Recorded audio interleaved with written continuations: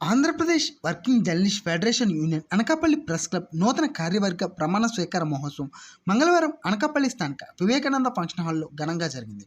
గత వారం జరిగిన సర్వసభ సమావేశంలో అనకాపల్లి ప్రెస్ క్లబ్ అధ్యక్షుడిగా సి శశికుమార్, ప్రధాన కార్యదర్శిగా పొలిమేర నాగశ్రీనివాసరావు, కోశాధికారిగా ముల్లెటి గంగాధర్, ఉపాధ్యక్షుడిగా కాండ్రగలి సతీష్, జాయింట్ సెక్రటరీగా పెంటకోట సురేష్లను సంఘం సభ్యులందరూ ఏకగ్రీవంగా ఎన్నుకున్నారు.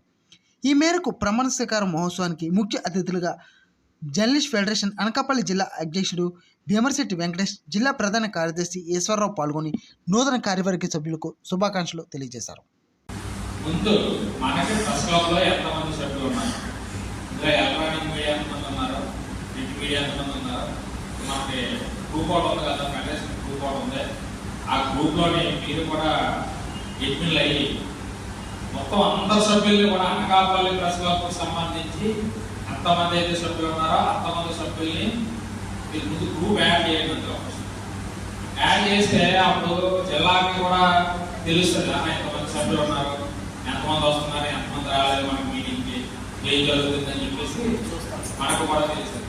ఫస్ట్ రెండవది ఏంటంటే అనకాపల్లి జిల్లా మొత్తానికి అనకాపల్లిలోనే అవుట్సైడ్లు రాలేకపోతుంది. నాకు తెలిసినంత వరకు నర్సీపట్నం వచ్చింది, గొలవడం వచ్చింది, చోడవరం వచ్చింది, పెందుకు వచ్చింది. నిన్న పర్వాడ మీటింగ్కి వెళ్ళాం. ఎమ్మెల్యే పట్టికల్ రమేష్ బాబు గారితో నేను మాట్లాడుతున్నప్పుడు నర్సీపట్నం 45 మందికి అవుట్సైడ్ ఇచ్చారు.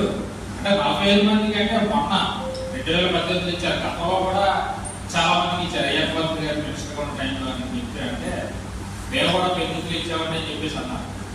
అనకాపల్లికి పెద్ద పెద్ద యోధాలు ఒక మంత్రులు పనిచేశారు, ఎంపీలు పనిచేశారు. మీరందరూ కలిసి ఎందుకు సైకిల్ తీసుకోలేదు అన్నదే నాకైతే తెలియడం లేదు. మన అమర్నాథ్ గారు కానీ కొంతల రామకృష్ణ గారు మంత్రిగా చేసి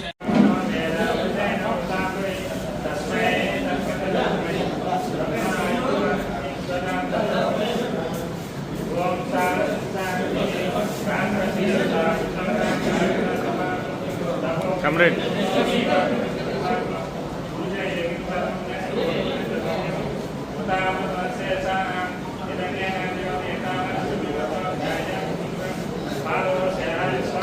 ఏ బాబు గంగాధర్ ఏమ్మా వెళ్ళే